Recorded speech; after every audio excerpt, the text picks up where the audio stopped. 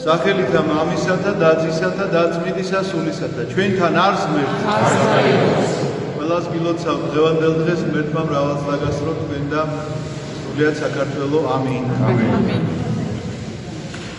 დღევანდელ დღეს დანო და ძმანო ამაღლების დღესასწაულია ჩვენი ტაძრის დღესასწაულია მინდა გითხრათ და ჩვენთვის განსაკუთრებული ზეიმი ამიტომაც არის ზოგადად ყველა ქრისტიანისთვის უნდა იყოს მაგრამ ჩვენ ალბათ განსაკუთრებულად უნდა შევიგრძნობდეთ ამას, რადგანაც ამ ტაძრის შვილები ვართ. თვითონ ამაღლების დღესასწაული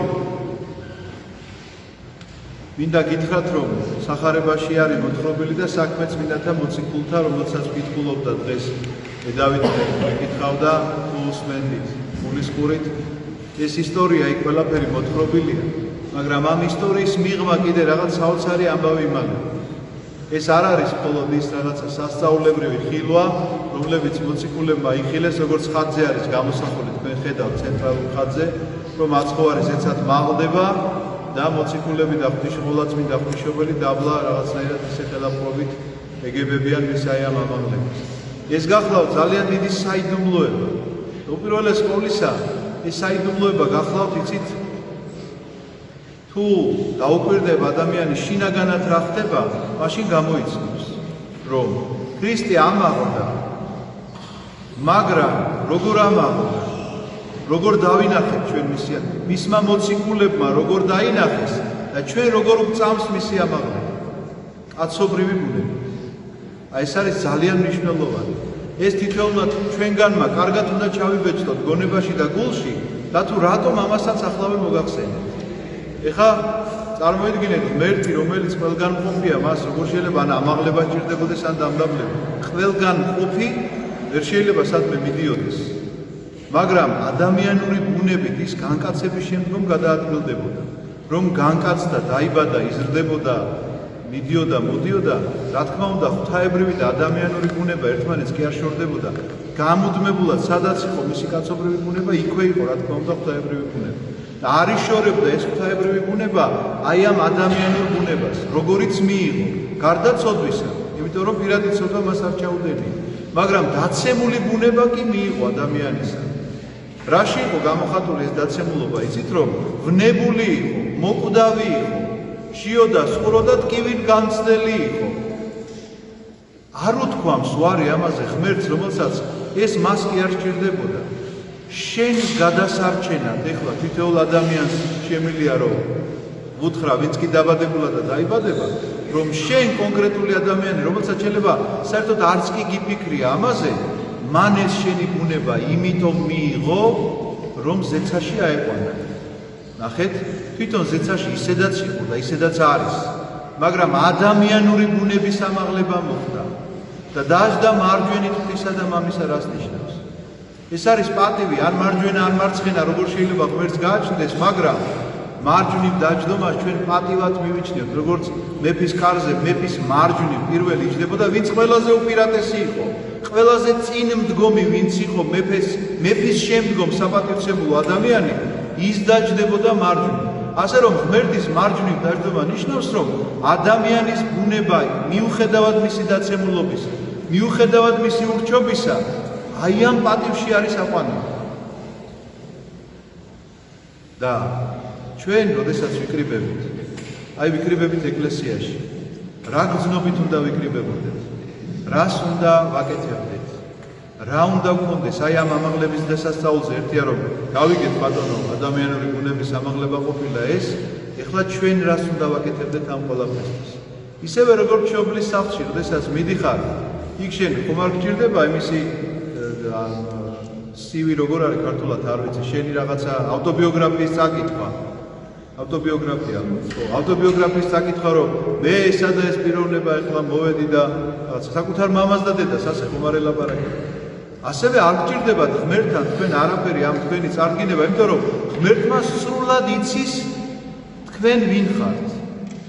მაგრამ თქვენი აქ ყოფნა სჭირდება იმის დასტურად, რომ გიყვართ თუ არა ღმერთს. და აფასებთ და მადლიერება გაქვთ თუ არა და გააცნობიერეთ თუ არა ის რაც ეხლა ვთქვი, რომ ადამიანური ბუნება ამაღლდა და ღვთის მარჯვნივ დაჯდა, აი შენ ამის გამო გაგიჩნდა თუ არა მადლიერება და მოხვედი თუ არა იმისთვის კი არა რომ მე ახლა მოვედი რომ მაგ წარმოვადგინო. არა, მოვედი იმისთვის რომ მადლიერება გამოვხატო.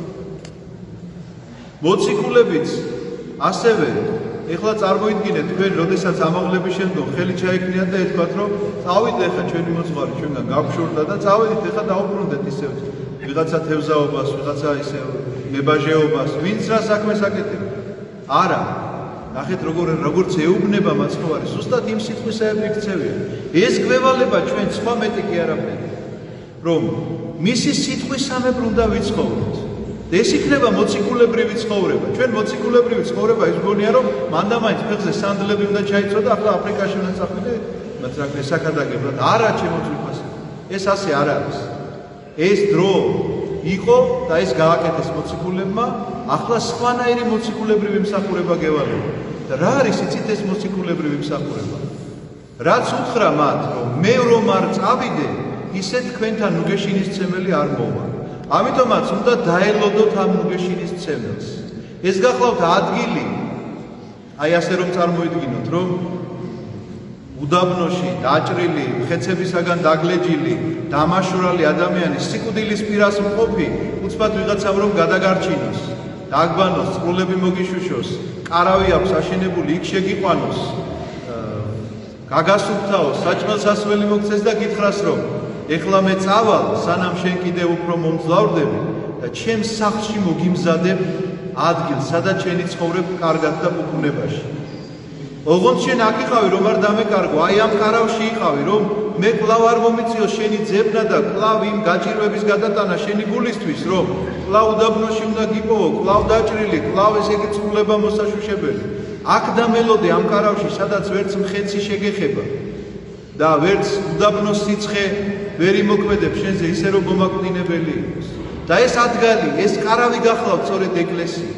და ამიტომაც ამაღლების დღესასწაულზე თუ კი ვლაპარაკობთ, აუცილებლად უნდა ვთქვათ, რა არის ჩვენი ცხოვრების ჰორიზონტზე, რასაც ჩვენ შეიძლება ვუყურებდეთ. მოციქულების ცხოვრების ჰორიზონტზე რა გაჩნდა? მოლოდინი ქრისტესი. აი ეს არის ქრისტიანობა. მოლოდინი ქრისტესი არის ქრისტიანობა. ჩვენ ეხლა ამ წუთში ამაღლების დღიდან ამ მოლოდინში ვიქნებით და ჰორიზონტზე მხოლოდ ერთი რამ უნდა ჩანდეს. სულიწმინდის მოსვლის დღე. ერთი რამ უნდა ესავდეს ადამიანი მხოლოდ, რომ როდის გარდამოვა სულიწმინდა, რომ მასში მომზადებული იყოს თავისუფალი ადგილი სულიწმინდის დასატევნად და არავითარ შემთხვევაში სხვა რამით არ უნდა იყოს დაკავებული, ისევე როგორც გითხარი მოციქულებს რომ ეთქვათ, რომ ეხლა სანამ ეგ დაბრუნდება, მოდი მე ისევ მებაჟეობას გავაგრძელებ, ვიღაცა მეთევზეობას და აღარ დარჩენოდა ადგილი სულიწმინდას იქ მოსასვლელად და დასამკვიდრებლად.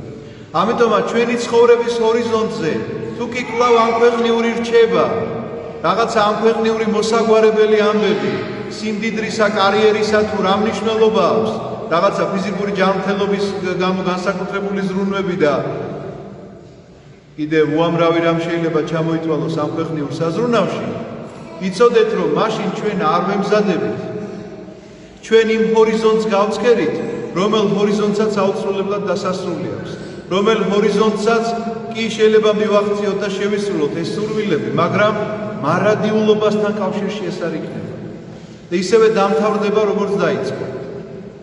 მაგრამ თუ გასცქერი იმ ჰორიზონტს, რომელ ჰორიზონტზეც ამაღლდა ქრისტე და კვლავ მის მოლოდინში რჩები, იცოდეთ რომ სულიწმინდა რომელიც გარდამოვა და დაივანებს შენზე, ის იქნება ქრისტეს ნაცვალი ამ შემთხვევაში, ხილულად რო ვერ ხედა, უხილავად ქრისტეს რომ შეიგრძნო შენ საკუთარ თავში და ის იქნება შენთვის ძალის მომცემი იმისა, რომ იცხოვრო ისე, როგორც შეფერის ეს ქრისტიან ადამიანს, ხას უსვა ადამიანს, იმიტომ რომ ამით იწყება ყველაფერი.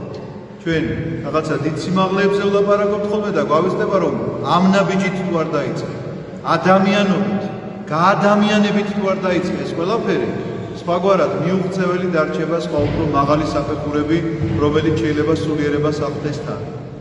ამიტომაც ჩემო ძვირფასებო, დღევანდელ დღეს, ამაღლების დღესასწაულს, მე ვფიქრობ რომ ჩვენ ვართ აქ მოწმეები, დამოწმებლები იმისა, რომ ჩვენ სხვა ჰორიზონტს გავცქერით, არა ამ სოფლიოს, არამედ ზეციური სოფლისას, რადგანაც ეს სიტყვებიც დღეს მოვისმინეთ ჩვენ სამოციქულოს კითხვისას, რომ როგორც ამაღლდა ზეცად, ანუ რა სახითაც ის ამაღლდა ზეცად, ასეთივე სახით ის უკან მოვა. როგორც ზეცაში აღმავალი დაინახეს მოციქულებმა, ესე მეორედ მოსვლის ჟამს, ზეციდან გარდამომავალს იხილავს მას მთელი სამყარო, როდესაც დადგება განკითხვის ჟამი და როდესაც ჩვენ თითოეულ ჩვენგანს გვექნება ცოცხლები თუ ვიქნებით, ცოცხლად შევეგებებით და გარდაცვლილები ყველანი აღვდგებით და გვექნება ჟამი განკითხვისა, აი მაშინ ინებოს ღმერთმა ჩვენი შეწყალება. ამინ. ილოცავთ კიდევ ერთხელ დღევანდელ დღესასწაულს, ღმერთმა მრავალს დაგასწროთ, გაგახაროთ, აუცილებლად უნდა გავიხსენოთ და მადლიერება გამოვხატოთ ამ ტაძრის აღმშენებელი ბატონი თენგიზი გარდაცვლილია. ის ოჯახს დიდი უბედურება დაატყდა თავს, როდესაც შვილი მოუკლეს და ამ კაცმა გააკეთა ესეთი საქმე, ჩაუდგა სათავეში და აშენდა ეს ძალიან ლამაზი და კარგი ტაძარი, აქ არაფერი არ იყო იქ. ესეთი მოხრიოკებული ადგილი იყო და აშენდა ესეთი ტაძარი. პირველ წინამძღვრად დაინიშნა დეკანოზი ნიკოლოზი, რომელიც ასევე გარდაცვლილია და რომელსაც დღეს დაბადების დღე აქვს და მოიხსენეთ თქვენს ლოცვებში. 70 წელი შეუსრულდა საიუბილეო წელიწადი. ღმერთმა მოიხსენოს მათი სულები და მადლიერება შევწიროთ, რომ ჩვენ გვაქვს პატივი ამ ტაძარში შევასრულოთ უამრავი მსახურება, შევევედროთ ღმერთს და ვეზიაროთ ქრისტეს წმინდა სისხლსა და ხორცს. ამინ. ალოცვილი და გახარებული გამხდარით.